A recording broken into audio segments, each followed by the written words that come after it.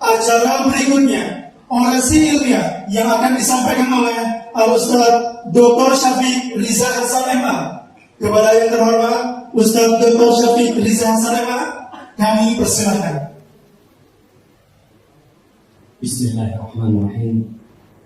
Yang kami hormati Ketua SPDI Imam Syafi'i, para pembantu ketua, para calon guru besar, para ketua prodi dan wakilnya, para dosen dan mahasiswa, para wisudawan, para tamu undangan, rekan-rekan media massa, serta hadirin yang berbahagia.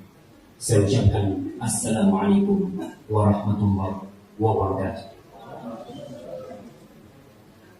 Alhamdulillah, segala puji bagi Allah. Wassalatu wassalamu ala sayyidina Rasulillah wa ala alihi wa ashabihi wa wala. Semoga salawat dan salam senantiasa tercurahkan untuk baginda Nabi kita Muhammad alaihi salatu wassalam dan keluarga beliau serta para sahabat. Pertama-tama saya mengucapkan selamat kepada para wisudawan program sarjana, program studi Ahwal Syakhsiyah dan program studi Ulumul Hadits yang hari ini telah menyelesaikan program pendidikan strata 1. Ini tentu menjadi langkah awal untuk memasuki gerbang pengabdian yang baru dalam melaksanakan tridharma perguruan tinggi, yang salah satunya adalah pengabdian kepada masyarakat, pengabdian kepada bangsa dan negara kita tercinta, dan pengabdian kepada seluruh masyarakat dunia. Karena risalah Islam adalah risalah yang universal, tidak terbatas dengan dimensi ruang atau waktu. Sebagai generasi penerus bangsa, sekaligus abdi-abdi Tuhan, hamba-hamba Allah, kami semua berharap kiranya ilmu pengetahuan yang didapat selama menempuh pendidikan di sekolah tinggi Dirasat Islam yang Imam Syafi'i Jember dapat menjadi sumber kebaikan dan kebajikan dalam mengabdi kepada Allah dan dalam mendharma baktikan diri kepada keluarga, masyarakat, bangsa, dan negara. Bapak Ketua, sivitas akademika, para wisudawan serta hadirin yang berbahagia. Pada tanggal 17 Agustus 1945 yang bertepatan dengan hari yang paling mulia, hari diciptakannya manusia pertama, yaitu hari Jumat, tanggal 9 Ramadan 1364 Hijriah, proklamasi kemerdekaan dibacakan oleh Bapak Soekarno tepat pada jam 10 pagi. Maka dengan itu kiranya Indonesia sudah merdeka lebih dari 70 tahun. Namun kekayaan negeri kita tidak pernah membuat kerakusan asing untuk terus berusaha menguasainya, dibantu dengan antek-antek asing yang mungkin sebagiannya masih bercokol di dalam tubuh negeri kita. Sehingga perjuangan demi perjuangan terus harus dilakukan untuk menjaga stabilitas negara kita, mendebarkan keamanan kepada semua rakyat Indonesia. NKRI harga mati. Dan sampai hari ini negeri kita diterpa dengan berbagai masalah yang membuat situasi negeri mencekam, dengan berbagai isu yang diangkat sehingga membuat takut sebagian rakyat. Oleh karena itu, pada kesempatan orasi ilmiah ini, tema yang ingin saya ulas adalah peran mahasiswa Muslim dalam menjaga NKRI. Tema ini penting karena mahasiswa Muslim dengan ilmu agama yang dimilikinya harus memikirkan sesuatu yang lebih mulia daripada hanya sekedar perut dan yang di bawah perut, yang menjadi ambisi kebanyakan manusia. Mahasiswa Muslim yang dididik dengan siraman Al-Quran Karim, ditempa dengan sunnah-sunnah Nabi Muhammad SAW, dibina dengan akhlak-akhlak para ulama, harus proaktif dalam menanamkan nilai-nilai kebajikan, nilai-nilai kemanusiaan kepada masyarakat Indonesia.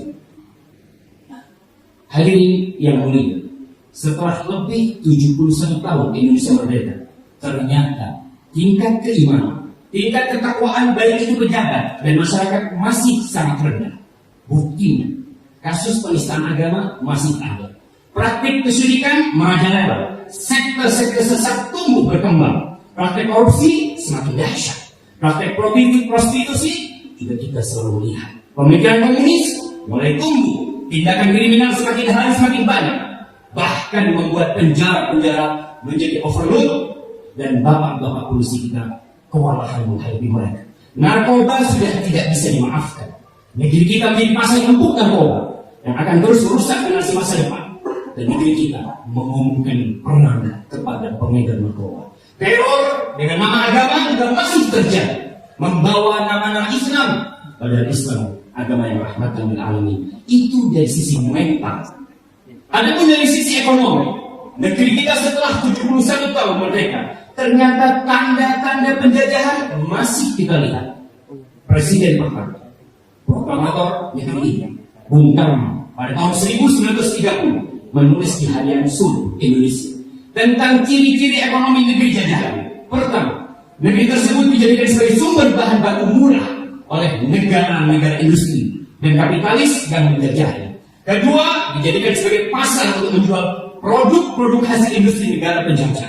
Ketiga, negeri jajahan dijadikan tempat memutar kelebihan kapital mereka demi mendapatkan rente. Subhanallah.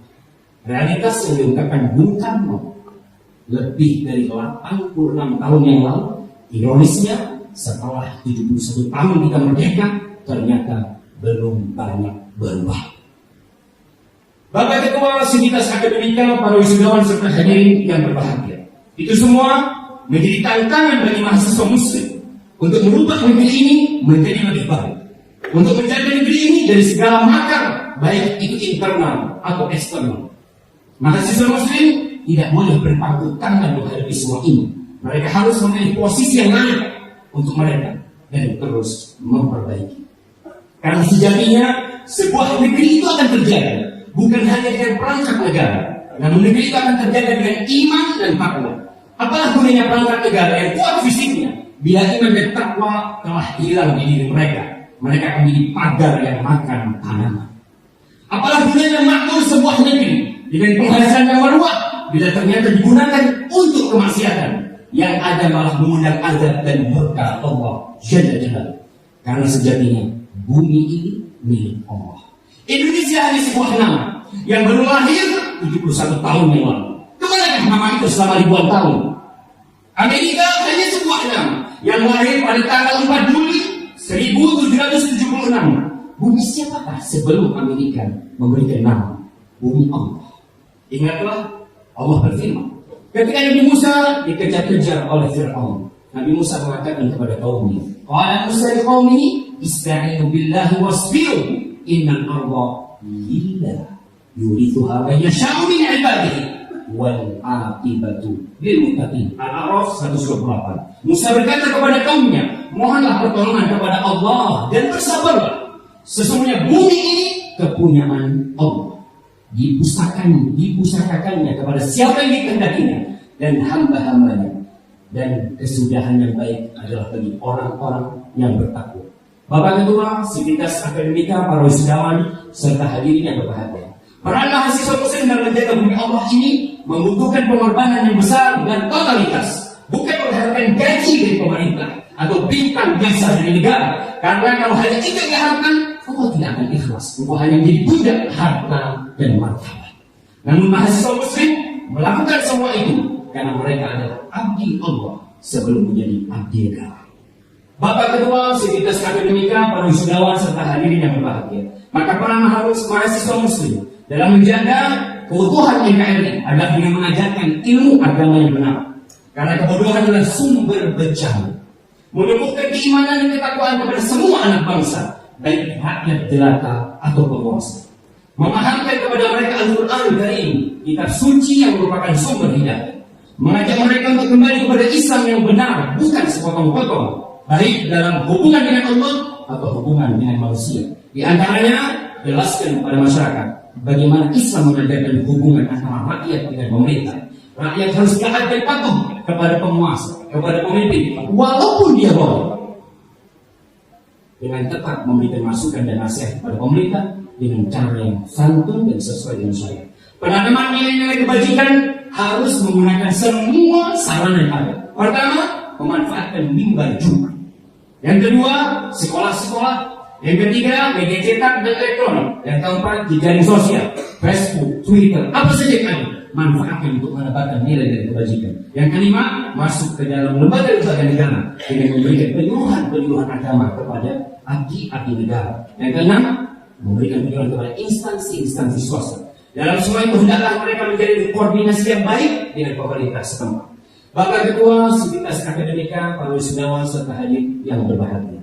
Selain itu juga mahasiswa Muslim harus gencar membongkar dan memperingatkan umat dari bahaya-bahaya yang mengancam keutuhan NKRI, seperti pemurtadan yang semarak mengancam umat Islam, pada itu menyalahi keputusan bersama Menteri Agama dan Menteri Dalam Negeri nomor 1 tahun 1979 tentang cara pelaksanaan penyiaran agama dan bantuan luar negeri kepada lembaga keagamaan di Indonesia. Gerakan ini mendapatkan dukungan dan kasih karena berkurangnya umat Islam di negeri ini akan menjadi ancaman buat negeri ini. Yang kedua, PKI atau komunis yang kita semua sudah tahu mereka pernah mengunculkan jalan umaro dan ulama.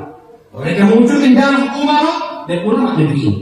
Sekte Syiah yang sejarah juga membuktikan bahwa negeri ini menjadi kacau karena gerakan mereka masuk ke dalam negeri tersebut. Khawarij, pemikiran-pemikiran yang gampang mengkafirkan sana, mengkafirkan sini, mengkafirkan pemerintah, yang ujung-ujungnya adalah membom sana, membom sini, memberikan teror kepada negeri kita dengan nama agama, dan ini sangat membahayakan NKRI. Dalam menghadapi semua itu, mahasiswa Muslim mereka adalah calon ulama yang harus bergandengan tangan dengan para ulama menuju keimanan dan ketakwaan. Jadilah seperti genset kecil di belakang rumah yang suaranya tidak terdengar, tapi rumah itu merasakan terangnya usaha mahasiswa Muslim. Itu mungkin yang bisa saya sampaikan pada kesempatan kali ini. Semoga bermanfaat. Assalamualaikum warahmatullahi wabarakatuh. Sebelum memasuki acara ini,